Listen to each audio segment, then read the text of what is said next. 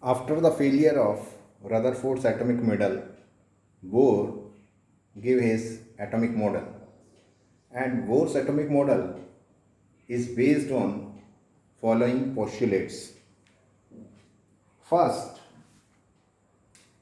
every atom consists of a central core called nucleus in which entire positive charge and almost entire mass of atom are concentrated. A certain number of electrons revolve around the nucleus in circular orbits. The centripetal force required for revolution is provided by the electrostatic force of attraction between the electron and the nucleus. So, just like the Rutherford's atomic model, the electrons they revolve around the nucleus. So, in Bohr's atomic model, it is also the same that electrons they revolve around the nucleus in circular orbits, and whole of the positive charge and almost all the mass of the atom is concentrated in a small central core called nucleus. An atom as a whole is electrically neutral. That means the total positive charge of an atom is equal to the total negative charge. That means whatever the positive charge due to the protons is equal to the number charge due to the electrons. So we can say that the number of electrons is equal to the number of protons in an electrically neutral atom. And third one is a very important one, that is the quantum condition for angular momentum that was given by Bohr. According to this condition, an electron can revolve only in certain discrete non-radiating. Non-radiating means the orbits in which the electrons are not allowed to radiate or lose energy, for which total angular momentum of the revolving electron is an integral multiple of h by 2 pi, where h is a Planck's constant. That means if we say L is the angular momentum, that is equal to mvr, m is the mass of the electron, v is the speed of the electron, and r is the radius of the circular path, then angular momentum is equal to mvr, which is an integral multiple of h by 2 pi. So we can write mvr is equal to nh by 2 pi, where n is equal to 1, 2, 3, any principal quantum number. So this condition is very important, and it is also called as Bohr's quantum condition for angular momentum. And we can say for stationary orbits means while revolving in these permitted orbits, electron does not radiate or lose energy. A stationary orbit doesn't mean that electrons are stationary in these orbits. Fourth one, the emission or absorption of energy occurs only when an electron jumps from one of its specified orbit to another. According to the Bohr's atomic model, the electrons they are allowed to remain in permitted orbits or in the stationary orbits, and while revolving in these orbits they do not radiate or lose energy. Now the question arises, when they lose energy? According to the Bohr's postulate, the emission or absorption of energy occurs only when an electron jumps from one of its specified orbit to the another. The energy is absorbed when an electron jumps from lower energy orbit to a higher energy orbit, and energy is radiated when an electron jumps from higher energy orbit to a lower energy orbit. Now, before going ahead, I would like to tell you that we have studied about the excitation state and the ground state of an atom. Now, in ground state, the electrons they are in their permitted orbits, whereas in excited state an electron jumps from lower energy state to the higher energy state.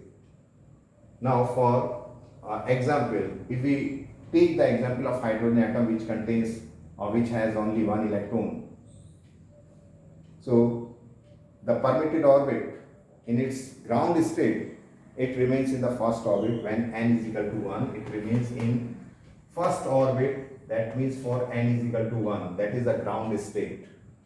And it can jump by taking the energy, by absorbing the energy, it can jump to higher orbits, higher energy orbits. N is equal to 2 for principal quantum number 2. For principal quantum number 3, it can jump to 3 also. And it can be, the hydrogen atom can be ionized by giving sufficient amount of energy so that electron can detach from the atom. So this should be clear that electron absorbs the energy when it jumps from lower energy state to the higher energy state, and it emits radiations. It emits energy, it radiates energy when it jumps from higher energy level to lower energy level. Let us consider that E1 is the energy of an electron in inner orbit. That means lower one. Inner means the lower energy state. And E2 is the energy of electron in outer orbit. That means higher energy orbit. And when it jumps from higher energy to the lower energy orbit or lower energy state, let nu be the frequency of the radiation emitted, then it is given by this relation h nu is equal to E2 minus E1 or E2 minus E1, that is the energy radiated is equal to h nu, where h is Planck's constant. And this is also known as Bohr's frequency condition for radiation. So these were the postulates given by the Bohr's atomic model, or given by Niels Bohr to present his atomic model. Now we can calculate, using these postulates, we can calculate the radii of Bohr's stationary orbits. So I have taken here the example of hydrogen. We can take any example. Only we have to consider the Z, the atomic number. For any atom, atomic number, we can take Z, and for hydrogen we have to put Z is equal to 1. Because hydrogen is the simplest atom. So maximum number of people, they have studied, they have analyzed the hydrogen atom. That's why in some books you may get Z is equal to 1, the simplest calculations, and in some books you may get they put in the expression Z. For any atom, Z is the atomic number, that denotes the Z denotes the atomic number. Now radii of Bohr's stationary orbit can be calculated. We can put by angular momentum condition, Bohr's quantum condition for angular momentum of an electron moving in an orbit is equal to nh by 2 pi. That means integral multiple of h by 2 pi. So we can write mvr. Mvr is the angular momentum, where m is the mass of an electron, v is the speed of the electron in an orbit, r is the radius of the orbit, and nh by 2 pi, n is any principal quantum number. So we can put mvr is equal to nh by 2 pi, and from this we can calculate v is equal to nh by 2 pi into mr. So we get this first equation, v is equal to nh by 2 pi mr. Now also suppose this is a nucleus, we are considering the hydrogen atom, and this is the electron. For this electron, okay, this electron, if r is the radius of the orbit, n is the mass of the electron, v is the speed of the electron, then the centripetal force is provided by the force of attraction between the nucleus and the electron, that means the electrostatic force. So we can put the centripetal force mv square over r, that is provided by the electrostatic force, and electrostatic force, it is K, Q1 Q2, Q1 ZE for any atom having atomic number Z. So Z into E, that is the charge on the nucleus, and E is the charge on the electron. So we can write q1, q2, instead of that we can write ze square. So k ze square by r square, that is the distance between the electron and the nucleus.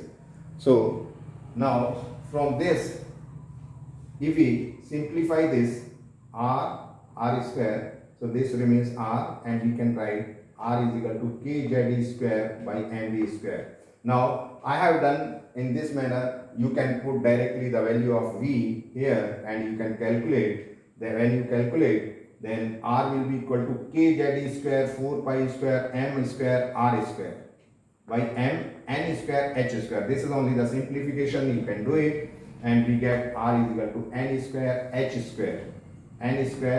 square by k 4 pi square ze square m. And this is the expression for the radii of Bohr's stationary orbits. Clearly, we can see that r is directly proportional to n square. R is directly proportional to n square.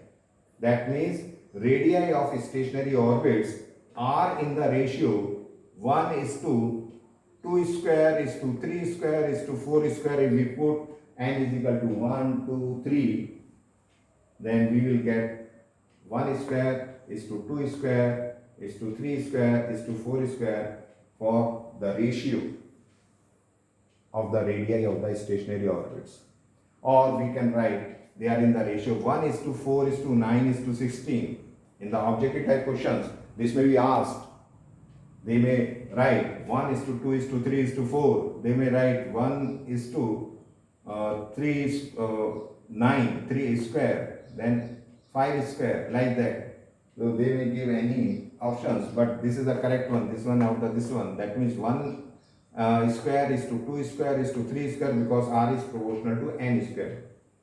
So 1 is to 4 is to 9 is to 16. This is the ratio of the radii of the stationary orbits in Bohr's atomic model.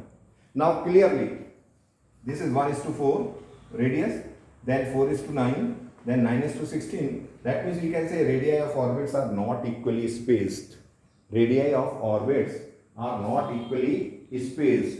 That means when we draw the diagram, then we cannot draw these with equally spaced, just to denote the different radii. So this is about the radii of the Bohr's stationary orbits.